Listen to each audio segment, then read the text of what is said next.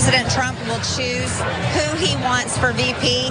Would you like to be on that list? He's got a long list. I support President Trump in any way he'd ask me. Are we speaking with Trump's vice presidential pick right now? I think President Trump has an idea of who he wants. He has said it there, and I think he's going to pick a great vice president. I'm sure that he will not, but let's focus on them because that is Marjorie Greene and Kari, and they are showing when they're asked, and they're asked often, like, do you want to be VP? They are showing a level of discretion and class beyond their usual capacity for that. They seem to know that you're not supposed to be like, yes, I really want to be VP. That's why I'm doing all of this. Please make me VP. They didn't do that, okay? And so to that extent, perhaps they have raised their profile and earned a position atop Donald Trump's VP list. Before we continue with the story, we depend on members to keep on going. Don't wait, click join now on YouTube. Unfortunately for them, they appear not to be on it anymore. So that's the bad news for them. According to GOP strategist and conservative blocker Ryan Girdusky, the search for President Donald Trump's or potential next President Donald Trump's vice president has been whittled down to 3. Senator Britt, most famously of whatever her response to the State of the Union was, Senator JD Vance and Senator Marco Rubio. Just those 3, not others. And look, on Britt, we still don't know yet whether her speech performance will change her stock as a VP candidate. But apparently Trump was watching the coverage, and one source close to him said it didn't help. And I have no doubt that that is the case. So to that end, you saw those 3 names. It's no Marjorie Greene, it's no Kari Lake. The source said, or Mr. Girdusky said, he certainly tells a lot of people they're on the list, but I've been told fairly confidently by very top people that they're not on the list, that the list is just those 3. And interestingly, while Britt is sort of an unknown quantity here, JD Vance has previously opined that Trump could be America's Hitler, and Marco Rubio was in a really divisive primary against him in 2016. Those are both critics of him in the past, but they're still on the list. Waz, I want your thoughts. Like, it's an interesting 3 choices. No Tim Scott, no Nikki Haley, no Kristi Noem, and no Marjorie or Kari Lake. What do you think? Little Marco Rubio. I think it's 2018 is enough 2016 is enough in the past that Trump can forgive a guy who, because he didn't really run against Trump in 2016. He was part of like 90 Republicans who wanted to try to be president.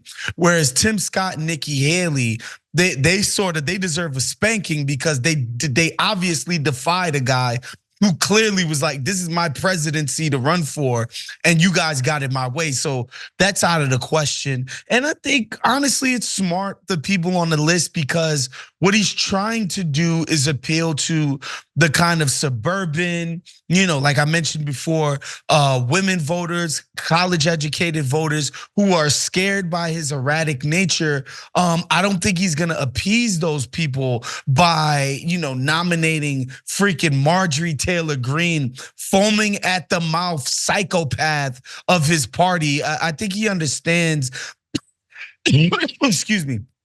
I think he understands the type of voter that he needs to court. And the people on that short list make more sense if that's what his aim is, rather than, some quote unquote firebrand conservative right winger.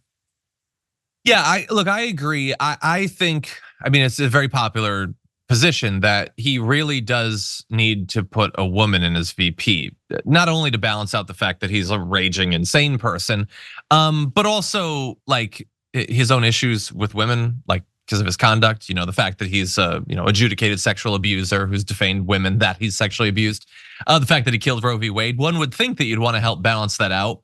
And yet only one of the 3 is a woman, and she's a relatively unknown woman. She's probably not on the list anymore. But like, even if you're gonna ignore, the Mean Girl faction or whatever, not Tim Scott. He at least, I don't like Tim Scott. I'm not particularly impressed by Tim Scott, but Tim Scott seems like a relatively calm person. I think that he would be a moderating influence, at least visually. I think that he wouldn't create a whole bunch of scandals and insane stuff. Like JD Vance is off-putting, and they would throw all of his past comments about Donald Trump in his face constantly in debates and things like that. Marco Rubio, I guess he's kind of young still, but it's not like you need him to win Florida. I don't know why you would choose him in comparison to some of these like Republican governors like Kristi Noem. It's just sort of weird. If that is the last three, and by the way, it's a conservative blogger. Maybe he knows, maybe he doesn't. That seems like a weird three to me, and I just don't know that I buy that any of those three will be the one. But anyway, we're gonna move on to one other top. Oh, and I do just want to say, like, I'll say this at the risk of potentially being proven wrong. Marjorie Greene, you have peaked, okay? Look, to your credit, you've peaked way higher than you should have ever, considering your inherent qualities as a person, your complete lack of knowledge or interest in the world. You're just a bundle of hatreds and fears and ignorance. And so the fact that you became a congresswoman at all it's downright disturbing. But that's it. No, you're not VP, okay? I can't, like, run for Senate, please, and doom yourself in that way. Why are you not content with the fact that because it's like the 10th reddest district in America, you can probably waste that position in Congress for the rest of your natural life? Why is that not enough for you?